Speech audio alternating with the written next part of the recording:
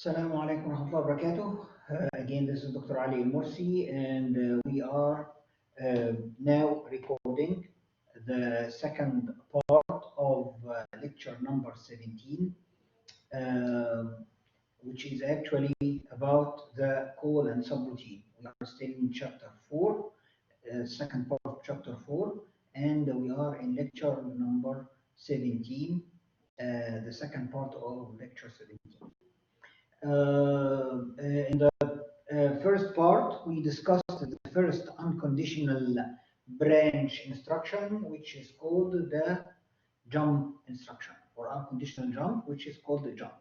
We demonstrated how to use it, what's the different addressing modes that are permissible for that instruction. However, the unconditional jump alone is not that much useful because as you can see, uh, there is not too much applications that you can build on top of only this unconditional jump. However, it was very important for us to understand how the jump is working and what is actually doing, as we demonstrated in our first part. Now, we want to move to the second category of unconditional jump or branches in the assembly language, which is called call and return. This section and this lecture is not easy. It is tough to understand, but it is easy to apply. So it's really tough to understand, but it's very easy to apply. First of all, we need to explain the concept. What is call and return? Usually programmers are not building their programs at once. You do not have only one contiguous chunks of code that you write. Professionally, when you go to a real life programming applications, it is really hard for you to write all your code at once or as one chunk of code. You have to dissect your code into pieces. These pieces we call them subroutines, or in the high level language they call them functions. So if you are writing code for assembly, we call them subroutines. For high-level language, we call them functions. And the function is actually a module of your code that actually do one purpose, one action, one kind of set of instructions or orders to perform one mission. Like what? I'm writing a big code for manipulating the grades of the students. There are many manipulations that I can do for the grades of the students. I may be for some function, I need to calculate the averages of the students, the standard deviation.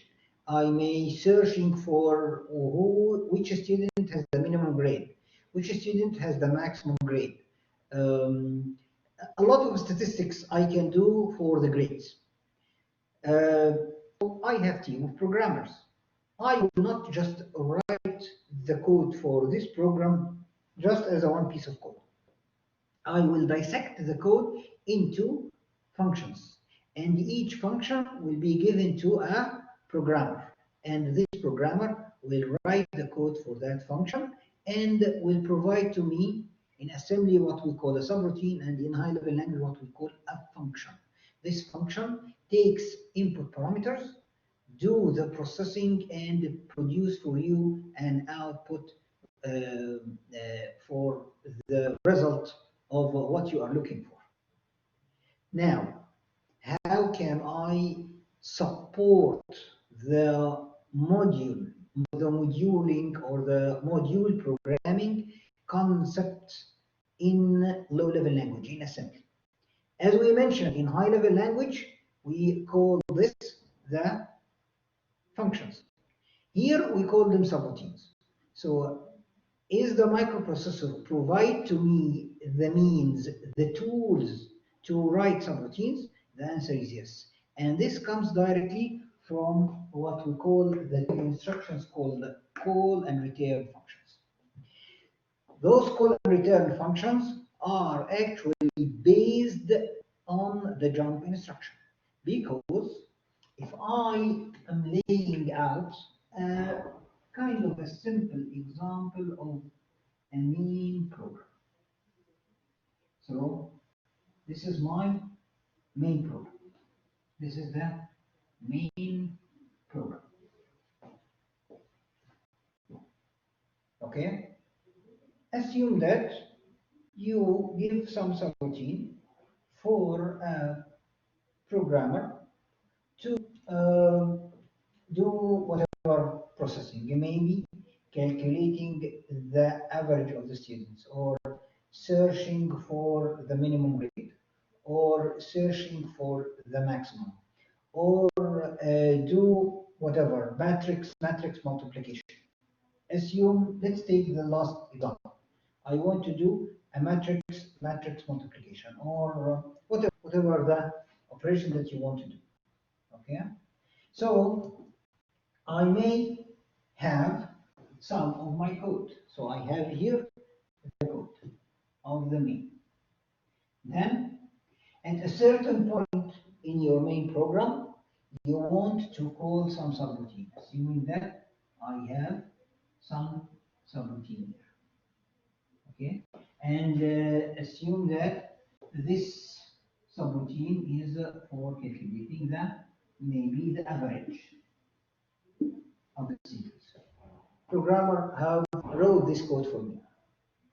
Right now, I have my main program. I'm doing a lot of things in my code, and at a certain point, I decided to have an calling the average.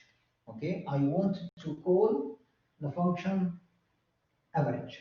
Okay, so average here representing the label of the start of average. So here AVG is actually the label for the starting point of my average function. Okay, then I have the code for average. Now I want to call the function average in my main program. So I will use the call instruction. So I will have call and then AVG. Okay, so that means at this point of my code, I want the microprocessor to make a jump to the location average. So the microprocessor will perform. So actually, call instruction so far should do what? Call instruction should do an unconditional jump. Correct?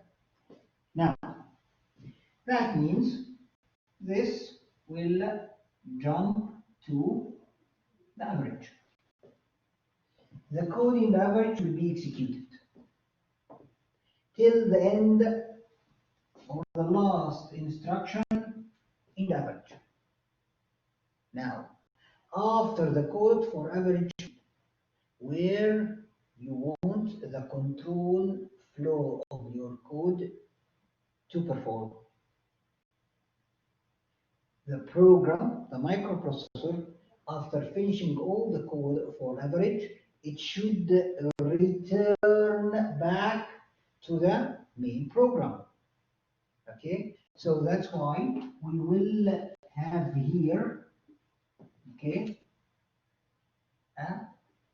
let's just put this.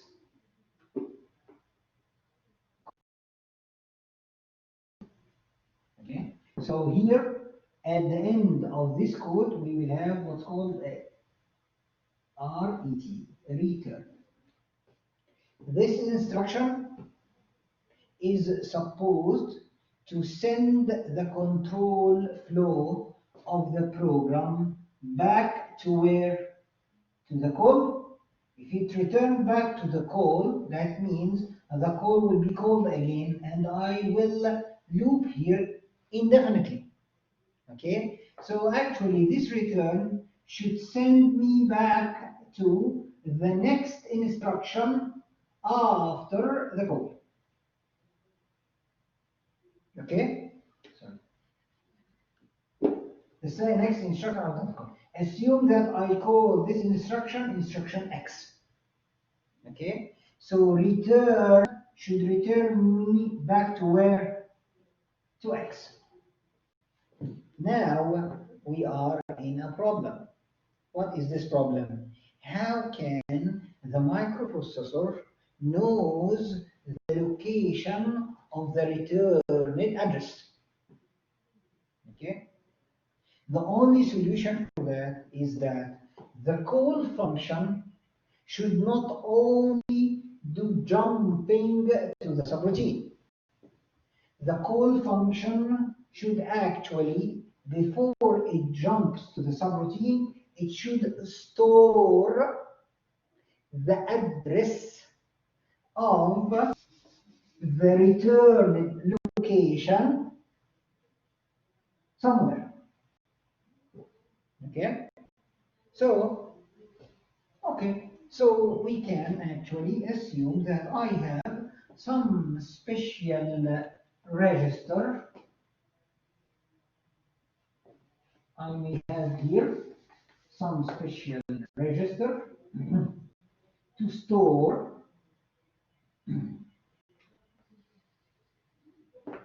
the return location. Okay, so assuming that this is a register that will be able to store the value of X. Okay, so accordingly, jump call now has two missions. The first mission of the call is actually to first store the return address or offset.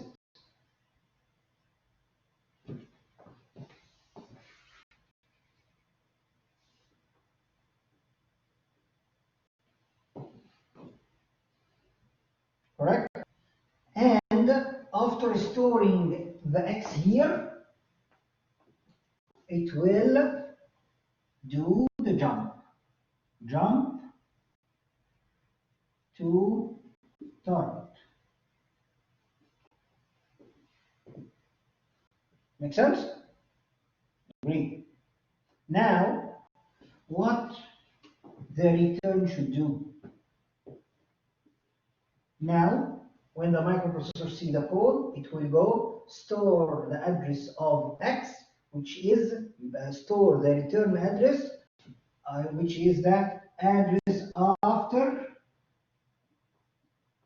the jump, the call. At the right, the address of the right instruction after the call should be stored in a special place. So when the return wants to return, now the return has two missions. Again, it should first retrieve the return address from retrieve the stored address, the return address, okay, for X, and also do what? Do jump unconditionally to the returned or retrieved address.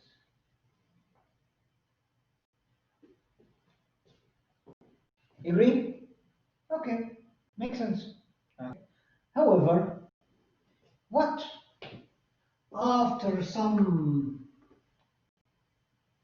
I have here my code for the main.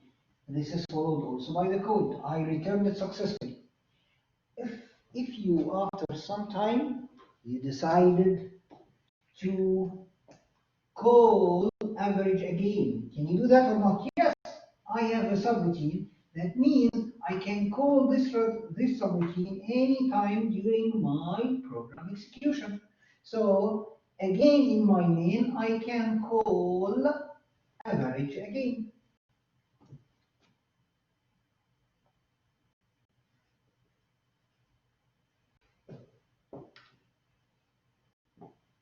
Agree? Now, the instruction after this second call, assume it is called a Y instruction. Okay?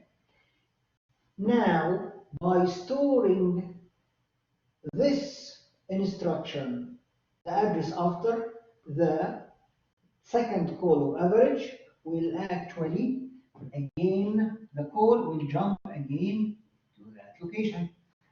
Okay? So that means the call will store at that time the address for Y. Agree?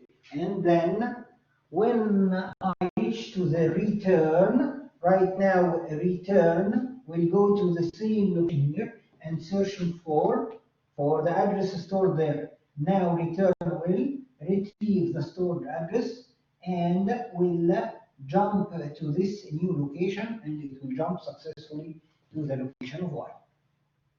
Okay, if I have to store the address after the call in order for the subroutine to return after when the subroutine execution will finish. Okay, this looks working perfect. So I can make as many calls as I want to the subroutine and return. Call and return, call and return, call and return. Okay. Now let's complicate the case a little bit. Assume that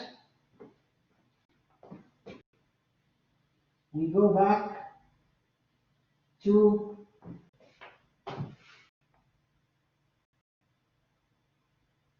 the original example.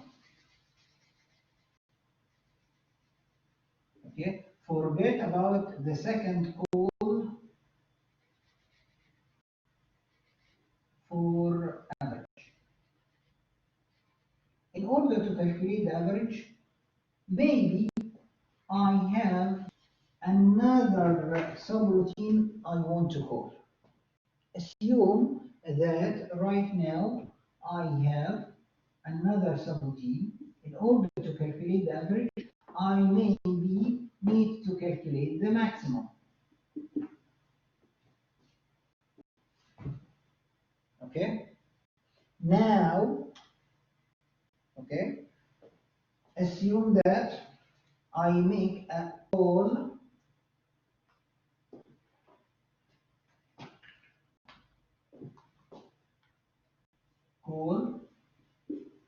to maximum.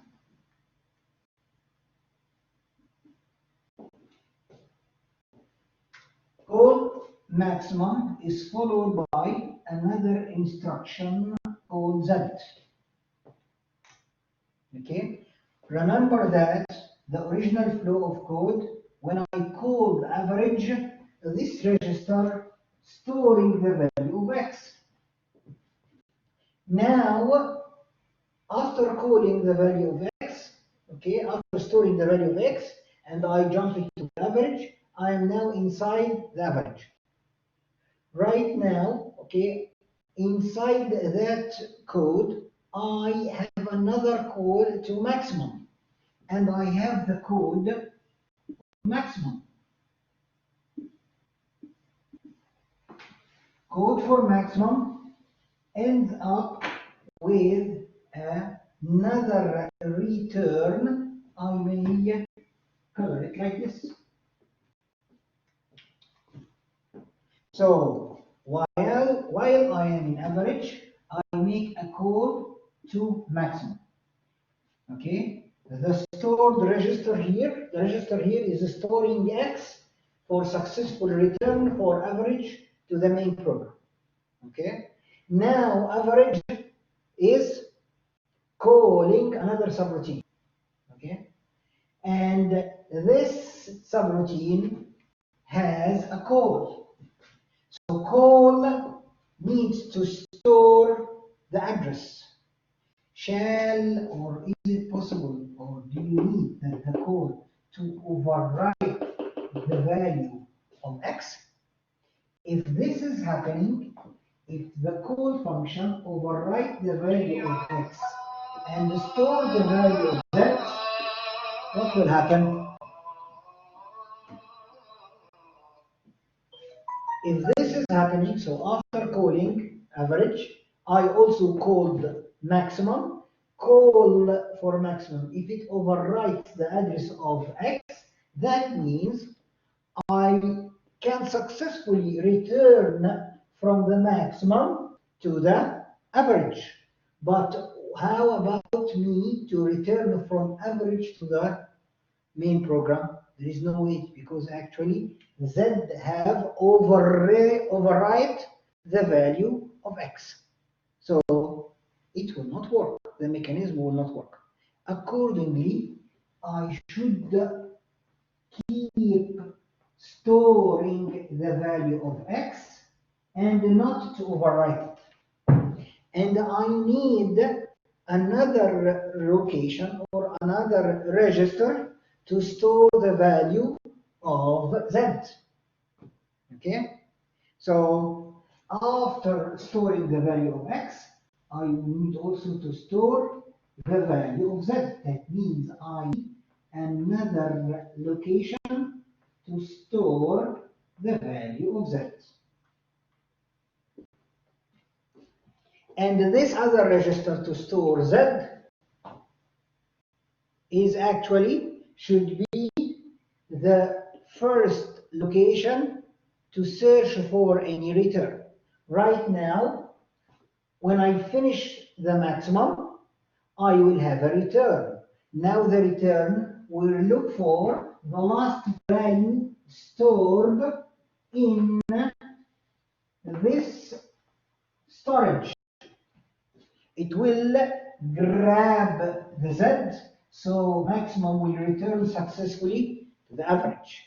Right now, after finishing the average, I want to return from average. So in order to return from average, okay, this pointer should be shifted down to access the value of X, so I can return back to the main program successfully. Okay? Now my question, what is the order that you stored the addresses for where to return in these storage? You are storing the value of the returned address in the what we call the LIFO order, because the last address stored, which is Z, is the first one that you want to read. Okay, so this storage should be accessed in what we call a LIFO order. Last in, the first out. Okay, that's why we are using for this storage the stack segment.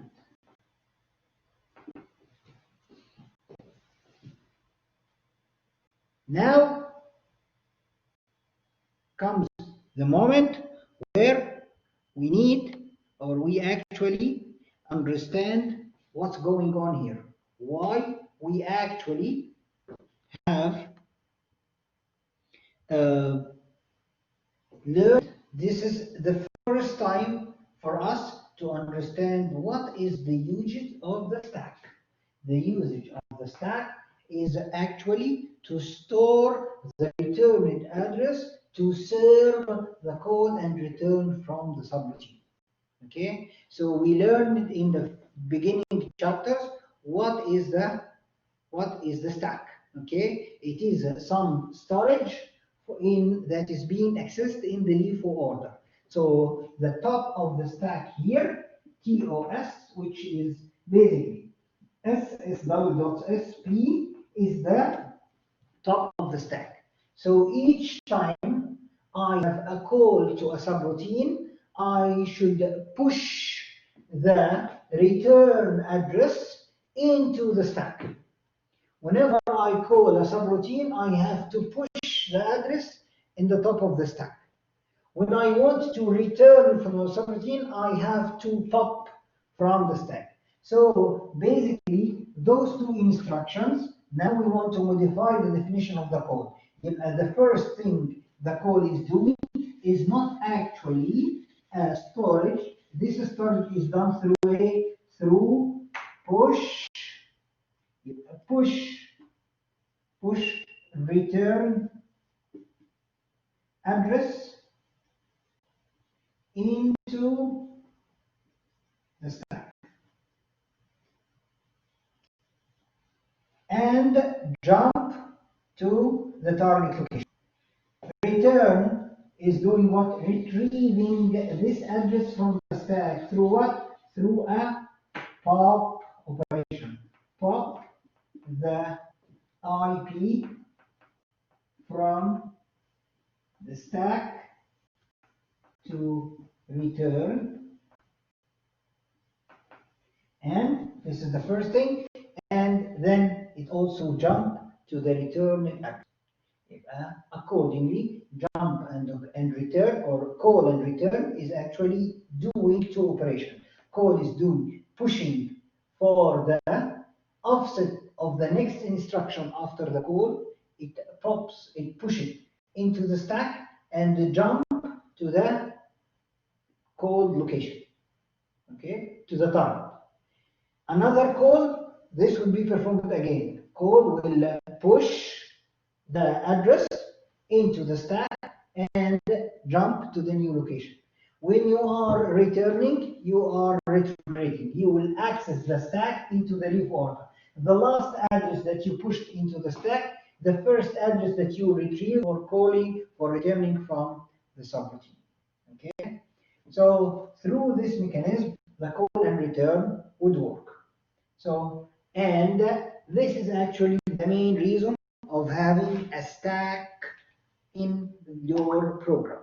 The stack purpose is to actually push the return address, and you can pop it back when you are returning from the subroutine.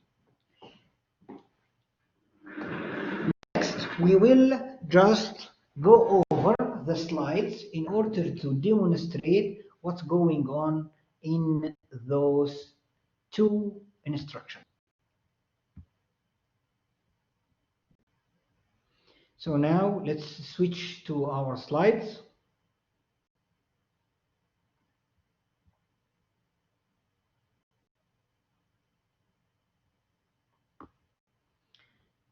As you can see here,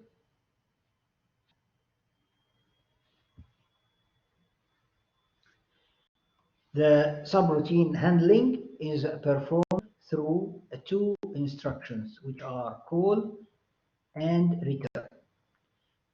The call instruction has actually two flavors, similar to the jump. I have what's called the intra-segment call, and we have the inter-segment call. That means I can jump to a subroutine or call a subroutine, whether the subroutine exists in my code segment or it is in the extra segment, as we explained in the jump. Okay, so if I'm actually calling the subroutine within my or intra segment, within the code segment, I have only to push the IP address into the stack. If I'm making what we call a far call outside the segment, I have here to push two values. I have to push the IP address and the CS registers in order to know how to return back to from my call. Return also has two flavors, and it actually do two things. It pops the IP from the stack or the CS IP, depends on whether it is within the segment or in intra-segment, and it actually modify the IP after the operation. Okay. So we have also, forget about the short label, we have a near label, we have memory, we have register, we have far label and memory. Those are the addressing modes for the call instruction. Okay, so the call instruction is actually taking only one operand, similar to the jump. It's actually taking the offset where I want to jump to. Usually we don't use absolute value like this example, but we usually use some label. Okay, so the current IP address is saved into the stack, so the stack will be actually decremented by 2 for the push. The new IP address will be changed to the target offset, and the CS IP is the new location for the new instruction after the calling function. Okay, these are just different addressing modes for the call. Okay, we have also what's called the far call, and here I want to store both the IP and the CS into the stack. So I'm storing 4 bytes, 2 for the IP and 2 for the CS, indefinitely the little Indian order. So the lower address will take the lower part of the IP, and the higher address will take the CS. Return instruction is doing exactly the opposite. So actually it goes retrieving the data in the top of the stack through the SP and populate it inside the IP, or IP and CS, depends whether it is a near or far return. Okay. This is actually a very small example that shows the call and return. Okay, in programming it is very simple to use, but as we have demonstrated, it is difficult to understand. We demonstrated how the call and return work in a perfect way or in a very detailed way. And here you can see an example for the code. So here I have some segment of code. I labeled it with SQ. Okay, and I have some code here, whatever the code is doing. At the end of the subroutine, I have what's called the return. In the main body of my code, I make a call to SQ. Okay, so that means the program will jump, will store the instruction, the address or the offset of the instruction after the call into the stack, will jump to that location, perform those instructions, and when it encounters a return, it will retrieve the stored address back from the stack and will jump back to the instruction right after the call. Okay. These slides are actually showing a real demonstration of what's going on in this instruction. Okay, I can here see a snapshot of what of the microprocessor registers and the memory locations, and what's actually happening in the microprocessor to execute this near call instruction. You can see here that we have, let me just demonstrate this on the board. Okay, so first of all, if I have a call, if I have call function, so that means first the address of the instruction right after the call should be calculated, and this is calculated simply by incrementing the IP by the size of the call instruction. The call instruction here in this example, as it is shown, occupying how many bytes? 3 bytes. The instruction, so the registers here. So first of all, let's calculate the CS IP. So CS double dots IP, when I add CS to IP here, I will end up of having the value 01000 for CS. Let me just show you the our demonstration here. Okay.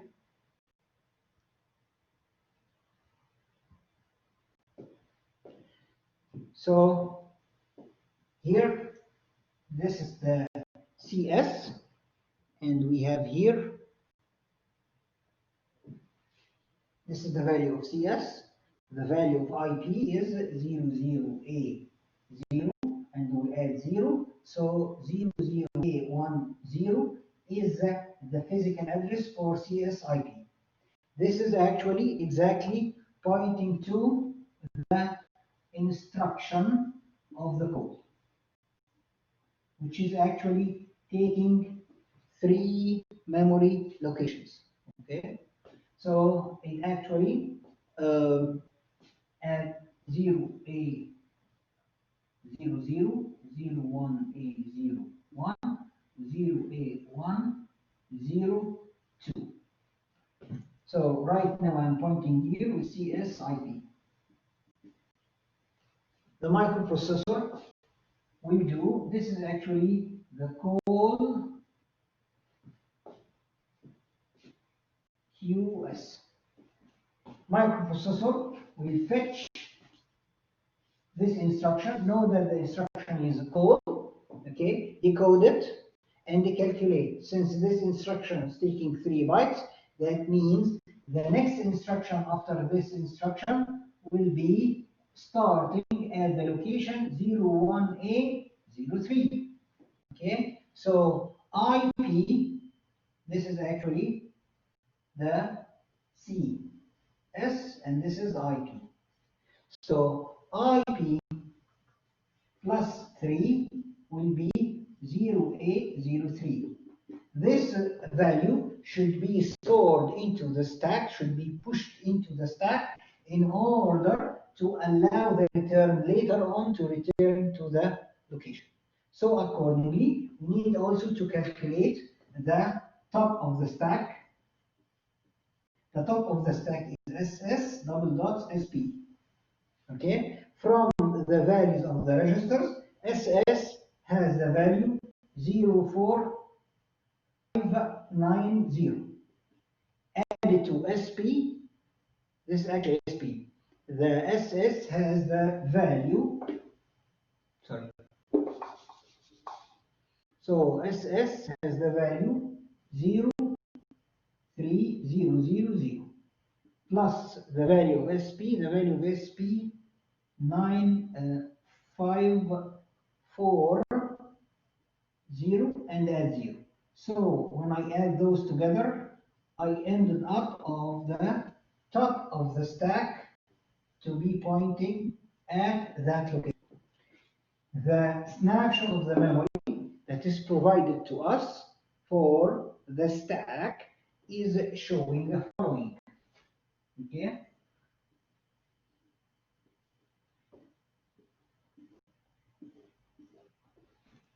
Top of the stack is the last occupied place of the stack. Okay, it has the address 95430. The following one is A5.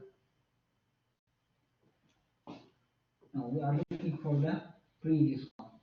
Okay, it's 85430, 75430, 65430.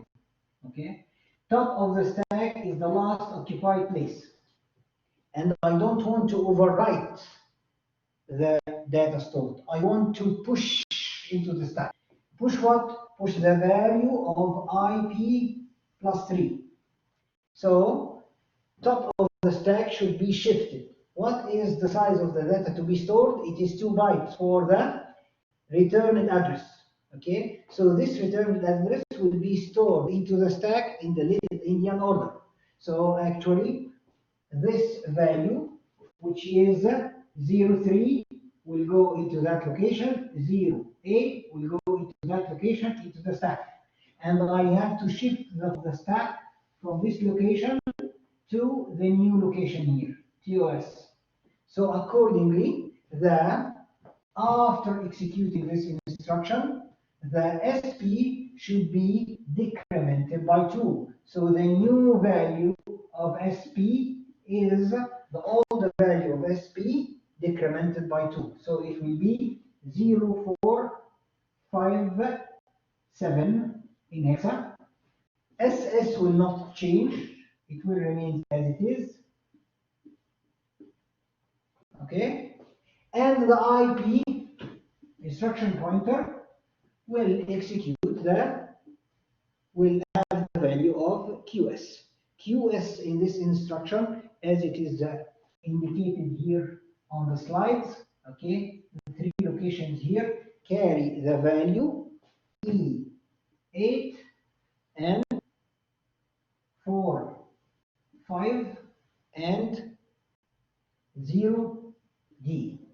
So actually, QS as a label has the value 5D0 in hexa. This is the value of QS. This is the offset for the target. This will be populating the instruction pointer to allow jumping to the subroutine. So this is actually before and after. This is after executing, after executing the call. An SP will be modified, incremented by 2. An IP will be modified. It will actually take the target of the call instruction. Accordingly, we can see that on the slides. So go back to the slides here. We can actually see that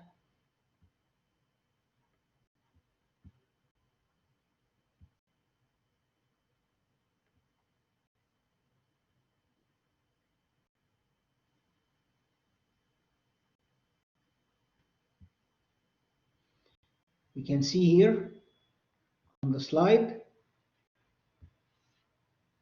that this is the case before executing the call instruction. Okay, after executing the instruction, IP is modified to the new location.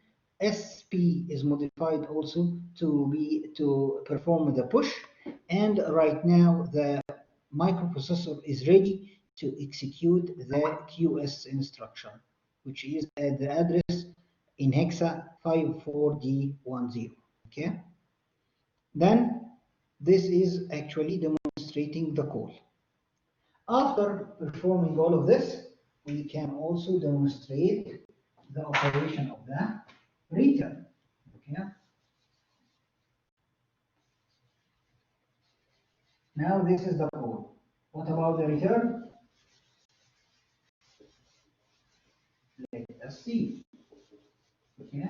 So in the next slide, we have the example for a return. Okay.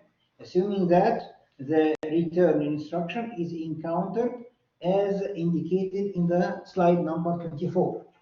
So in slide number 24, I can see that I have new values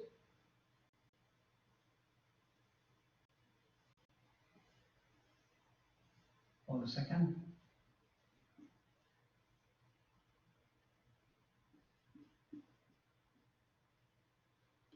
Okay, so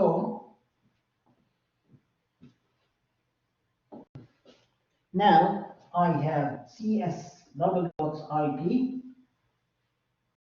I will actually add the 08F00, which is the IP, should be added to the CS, which is 00010 after the extension. So it is 08F10 in hexa.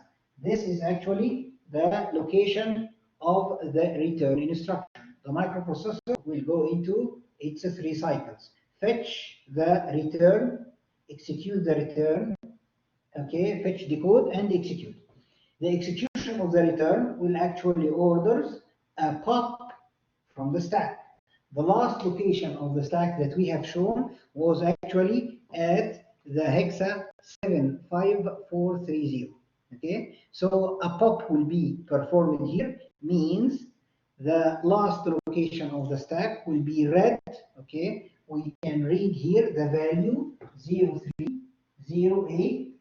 The value 0308 will be read. Let's go back to our video.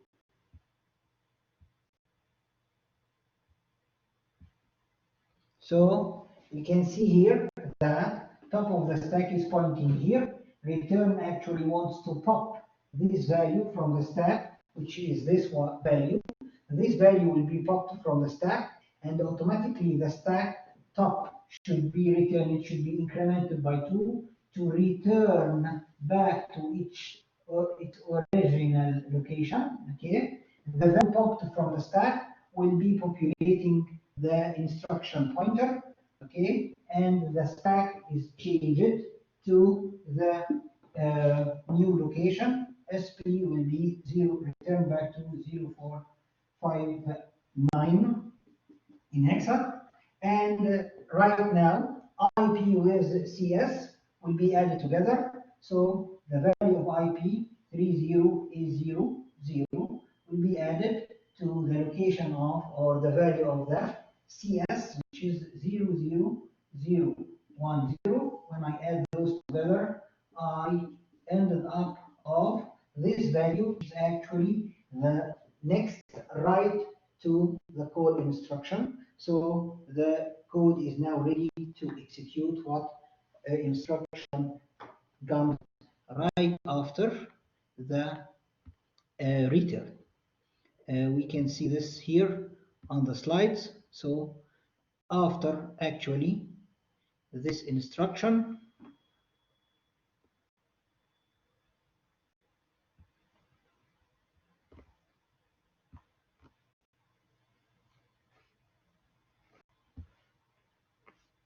so in the after the return instruction, the IP returned to the instruction next to the call 30A0, and the top of the stack returned to the 95430 location. Okay, so that means I have performed the return instruction. This is slide 25. Okay. The following example for the call, as we mentioned, we have what we call a near call and a far call. So the far call is actually more advanced. It actually allows me to jump far or outside the code segment. So I have here to provide 4 bytes, 2 bytes for offset and 2 bytes for the segment. The example here in slide 26 is actually just use the far call, but it's not really doing a far call because it's actually using the CS as the stack, as the segment. So it's just imitating that it's a far, but it's not really a far call. However, in order this to be performed, actually 4 bytes will be pushed into the stack and popped later on for the for return. It is highly recommended that when we use the call and return from subroutines, you have to push the register values into the stack and pop them after you return in order to save the value, because you don't know which kind of registers that other programmer may use while he is actually writing his code for his subroutine. So it is recommended that you do multiple pushes to push the values to save them into the stack, and you pop them in the reverse order in order to successfully perform the operation. Okay, so this is the all about the unconditional branch. We covered the call and return. It is not that easy to understand. You have to maybe watch the video multiple times. If still have questions, come with your questions, inshallah, in the online session, and we can discuss it further, inshallah. Next lecture, which is actually lecture 18, we will go over the conditional jumps, which is also not that easy subject. So I hope for your attention, inshallah, in the coming lectures. So thank you and see you in the next recording, inshallah.